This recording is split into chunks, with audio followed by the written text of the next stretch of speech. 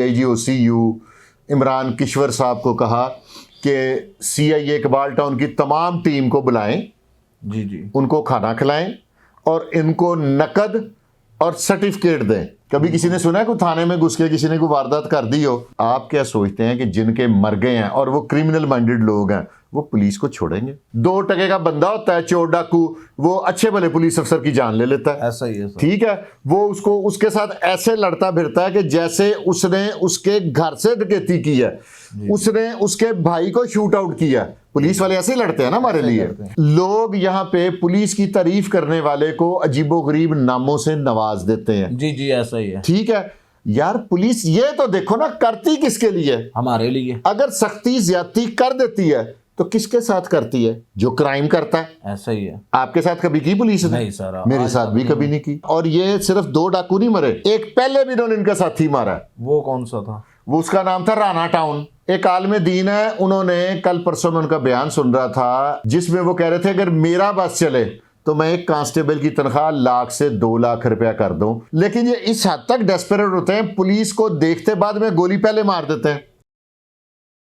अस्सलाम वालेकुम, मैं हूं मुर्तजा भट्टी और आप देख रहे हैं मेरा फेसबुक और यूट्यूब चैनल। व्यूवर्स, कुछ रोज पहले हमारे साथ सैयद फरकान अली शाह साहब ने एक इंटरव्यू किया था जिसमें इन्होंने बताया था 2 मुजरमों को पुलिस मुकाबले में हलाक कर दिया गया था, फसीह भट्ट और समर उर्फ बंटी को। आज हम इनसे अपडेट लेने आए हैं कि उस केस में क्या कोई नई अपडेट है, और शाह जी ने एक अपील भी की थी, उस हवाले से शाह जी के पास पहुंचे हैं। अस्सलाम वालेकुम शाह जी। वालेकुम सलाम जी। शाह जी, हमारे व्यूवर्स को बताएं कि उस केस में क्या नई अपडेट है। अपडेट तो अभी कोई नहीं है, लेकिन पहले तो पुलिस की कारकर्दगी जो बड़ी ज़बरदस्त थी। नारंग मंडी में ये मुकाबला हुआ था, मैं आपको याद करा दूं कि नारंग मंडी में जाके पुलिस के चंद अफसरान ने ये मुकाबला किया था, और जिसमें हैरानकुन बात है कि डीएसपी मोहम्मद अली भट्ट साहब ने खुद जाके हिस्सा लिया और फ्रंट फुट पे खेले। ठीक है। उसमें जो मेरी गुजारिश ये थी कि ताकि पुलिस का मोराल बुलंद रहे, मेरी विश जो थी, और पुलिस अपना काम जाफिशानी से जैसे कर रही है ना। जी। बेसिकली पुलिस किसके लिए कर रही है? आपके लिए, मेरे लिए। जी। अपने लिए तो उनका कोई नहीं, उनको तो छेड़ता कोई नहीं। कभी किसी ने सुना है कोई थाने में घुस के किसी ने कोई वारदात कर दी हो? ऐसा तो कभी नहीं हुआ। ये अवाम के साथ ही होता है। अवाम की बेसिकली फेवर में इन क्रिमिनल्स के साथ दुश्मनी लेती है, ऐसा ही है। इनके साथ अपनी जाती वैर ले लेती है। और ये आखिर तक इनसे लड़ते हैं। ठीक है।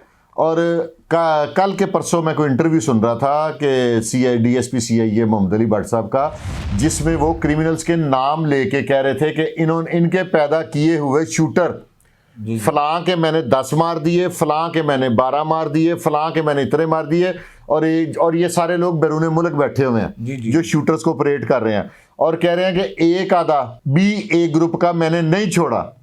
आप क्या सोचते हैं कि जिनके मर गए हैं और वो क्रिमिनल माइंडेड लोग हैं, वो पुलिस को छोड़ेंगे? नहीं सर। मैंने आपकी वसातत से आपके प्रोग्राम में ये दरख्वास्त की थी आईजी साहब से कि प्लीज, मेरी अकेले की ये ख्वाहिश नहीं है, ये सारी अवाम की ख्वाहिश है, हर फर्द की ख्वाहिश है जो अमन पसंद है, जो अमन में के साथ जिंदा रहना चाहता है, जो इन क्रिमिनल के डाकुओं के शर से महफूज रहना चाहता है। उसकी ये ख्वाहिश है कि जिन अफसरान ने इनको कैफरे किरदार तक पहुंचाया, उनको कम से कम इनाम मिलना चाहिए। जी बिल्कुल मिलना चाहिए ना। कि जिन्होंने अपनी जान, एवं 2 टके का बंदा होता है चोर डाकू, वो अच्छे भले पुलिस अफसर की जान ले लेता है। ऐसा ही है। ठीक है।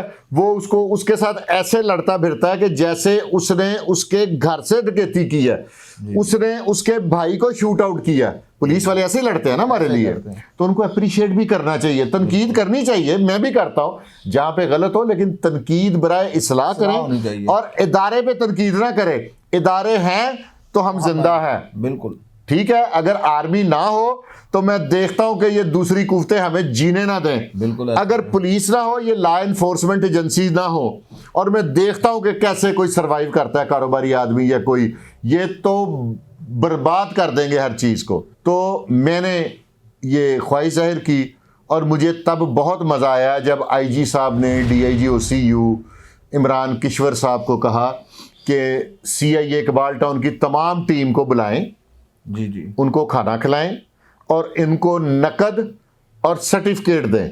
ठीक है, मुझे बड़ी खुशी हुई। ये देखें ना, ये अप्रिसिएशन से ये होता है कि इनका मोराल बुलंद होता है। बिल्कुल। ऐसे नहीं है ये, आप इन्हें कुछ भी ना दें, इनकी तनख्वाह भी कम कर दें, ये फिर भी काम करेंगे, मरते रहेंगे। एक आलिम दीन है, उन्होंने कल परसों में उनका बयान सुन रहा था, टिकटॉक पे आया हुआ था, जिसमें वो कह रहे थे अगर मेरा बस चले तो मैं एक कांस्टेबल की तनख्वाह 1 लाख से 2 लाख रुपया कर दूं। 24 आवर सर्विस है इनकी, बीच में दाव लग गया तो सो गए ये वो। तो इस बात का मुझे खुशी हुई है। आपके पीछे वीडियो चल रही होंगी, तस्वीरें चल रही होंगी, जिसमें इनामो इकराम से नवाजा जा रहा है। तो मैं आईजी साहब का भी शुक्रिया अदा करूंगा, डीआईजी OCU का भी शुक्रिया अदा करूंगा।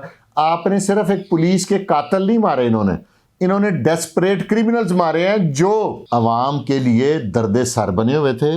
गरीब अवाम जीना मुश्किल कर दिया था, जिन्होंने आम लोगों की जिंदगी जीरन की थी। मेरे पास जो सांदा वाली साइड के, कृष्णनगर वाली साइड के मुज़ाहिरम ताजर लोग हैं, तो ताजरान दोस्त हैं, उन्होंने रिक्वेस्ट की कि यार हम CIA जाके पुलिस वालों को मिठाई खिलाना चाहते हैं और उनको हार पहनाना चाहते हैं। हमारी जिंदगी उन्होंने जहन्नम से जन्नत में ले आए हैं हमें। सर, ये इतने बड़े डकैत कातल कैसे बन जाते हैं? ये बेसिकली बड़े बड़े जो गैंगस्टर है ना, जो शूटर रखते हैं, जिनका जरिया माश है कि जिसने कत्ल कराना है उनको सुपारी देता है, खुद वो बैरून मुल्क भाग जाते हैं, वो यहाँ से शूटरों के जरिए उसका काम करा देते हैं। मरता है तो शूटर मरता है।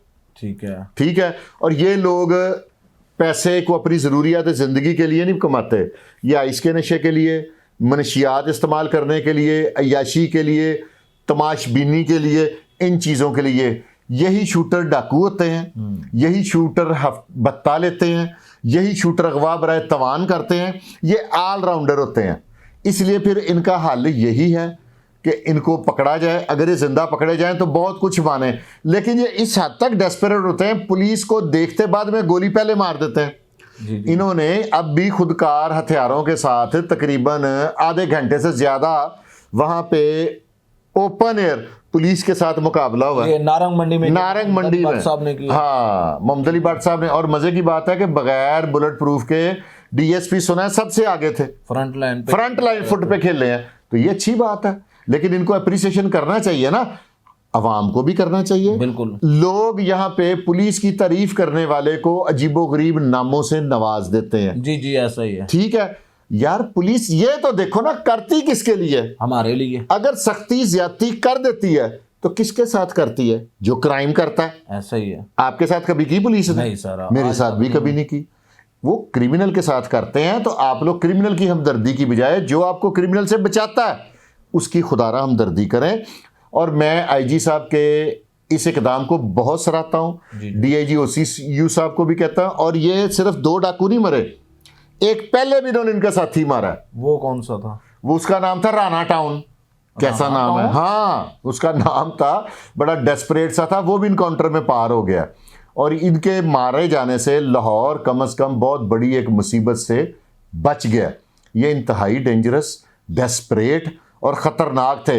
अगर ये सिर्फ 1 साल और जिंदा रह जाते, ये फसी और बंटी और राणा टाउन और एक इनके और साथी, जी ये सिर्फ 1 साल और जिंदा रहते, लाहौर में क्राइम की जो रेशो है वो आपसे संभाली नहीं जानी थी। अगवा बराए तवान की जी 392 की, 365A की, फिर उसके बाद कत्ल, दहशतगर्दी, ये तो अनलिमिटेड थे ना। ठीक है, इन लोगों पे। तो ये शुक्र है आईजी साहब, मैं आपका भी शुक्रिया अदा करता हूँ। डीआईजी OCU साहब, आपका भी शुक्रिया अदा करता हूँ, क्योंकि आपके आने के बाद ना काफ़ी गंद में सफाई हुई है। अगर आप साथ साथ सफाई ना करते रहे तो बहुत बर्बादी उतरनी थी। ये जो शूटरों के हैंडलर है ना, ये सब मुल्क से बाहर भाग गए हैं। जब वो भाग गए हैं, इन शूटरों का अंजाम देख के और भी कई शूटर तौबा कर जाएंगे।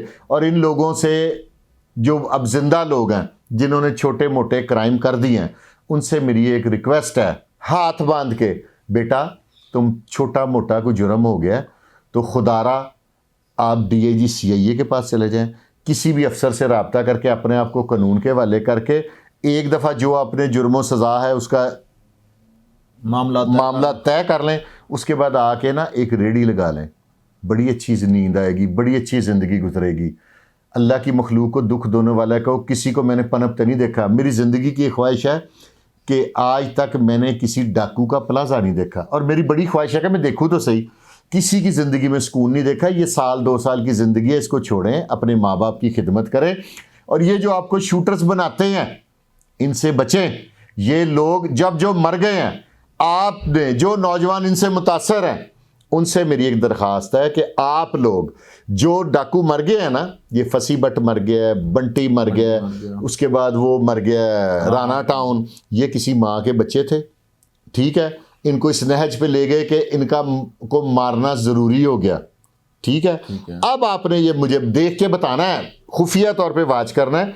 वो लोग इनके घर वालों की माली ज़िंदगी की कोई कीमत नहीं होती, कोई माली इमदाद करते हैं नहीं करेगा, कोई इनकी फैमिली के साथ कोई कंपनसेशन करते हैं नहीं करेगा, ठीक है, नहीं करते। तो जो आपके लिए इतना नहीं करते, आप क्यों उनके लिए कुछ करते हैं? पुलिस हमारे लिए करती है, हम इन लोगों से निजात दिलाती है, हम पुलिस को अप्रिशिएट करते हैं। जी बिल्कुल जी, हम पुलिस को अप्रिशिएट करते हैं, खराज तहसीन पेश करते हैं। यहाँ पर जाते जाते एक ही सिर्फ बात कहना चाहूँगा, ये जो फसी बट था, 22 साल नौजवान था और गलत रास्ते पे जाने की वजह से उसका बेटा यतीम हुआ, बीवी बेवा हुई। अगर बुरे रास्तों पर जाओगे तो कहीं ना कहीं आप लोगों का पुलिस से सामना होगा। ऐसा नहीं है कि आप पाकिस्तानी अवाम को तकलीफ पहुँचाएं और पुलिस वाले आपको छोड़ें। ये प्रोग्राम आपको कैसा लगा, अपनी राय का इजहार कमेंट बॉक्स के अंदर ज़रूर करना। मुझे और शाह जी को दीजिए इजाज़त। अल्लाह निगहबान।